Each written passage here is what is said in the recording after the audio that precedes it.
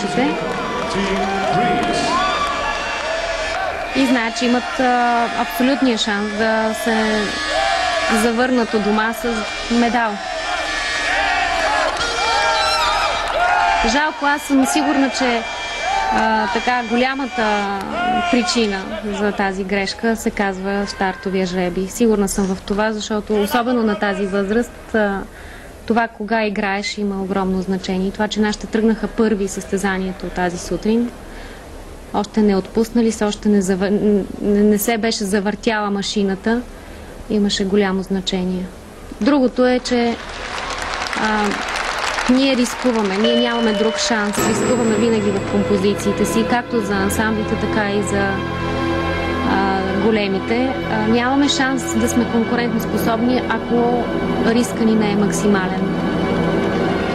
В ансамбъла това е много важно, тъй като е много изключително атрактивно за наблюдение от публиката и е интересно, когато има риск в композициите, когато има оригиналност. И когато е изпълнено добре, носи висока стойност. Разбира се, изпълнението е основен фактор. Ансамбълът на Гърция вече започна изпълнението си, 5-то място от квалификациите веднага след испанките.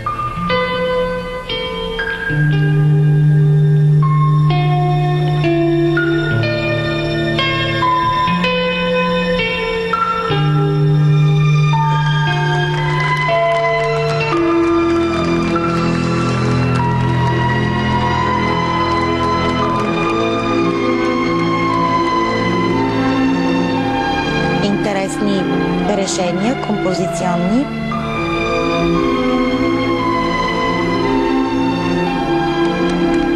Грешка за изпълнение.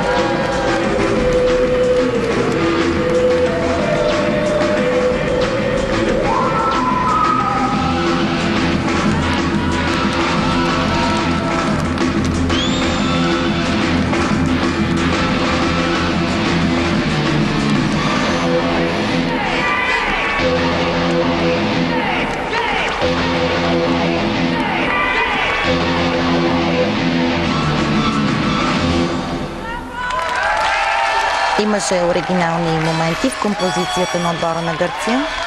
Да, като изключим малко владяващия музикален избор. Да, музиката е особено малко странна. Някак не ми подхожда за момичета, които са на възраст между 14 и 15 години, в комбинация с художествена гимнастика. Иначе наистина гъркините предложиха интересни композиционни решения, въпреки че не блестеше с някакъв, кой знае какъв риск съчетанието. Не, по същия начин, както Унгария, по-оригинални, но по-лесни технически изпълними елементи.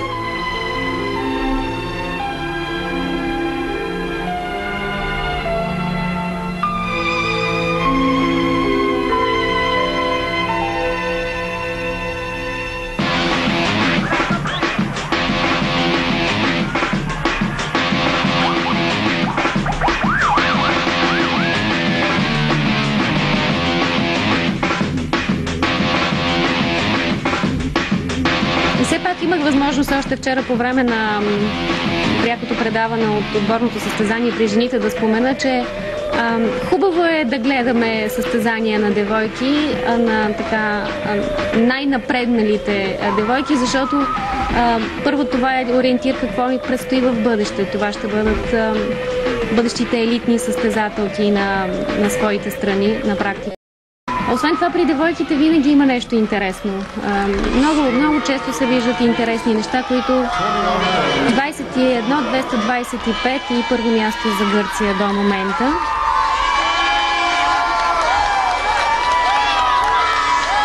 радост за гъркините, испанките май изпуснаха медала. Ние вече отдавна го изпуснахме още с тази